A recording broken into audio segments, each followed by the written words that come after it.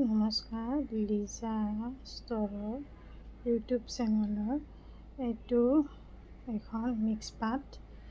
এইটো 3D আউটলাইনেৰেদি কৰা হৈছে কালাৰটো ৰাণী পিংক কালাৰ। এইটো এনেকুৱা, এইটো বুকত থাকিব, এইটো ইয়াত এইটো বুকত থাকিব এনেকুৱা উৰে গাটো এনেকুৱা আছে। এইখন হৈছে চাদৰ, এইখন হৈছে মেখেলাখন বাৰু চিলাই দিয়া হ'ব, এতিয়া বৰ্তমান চিলোৱা নাই।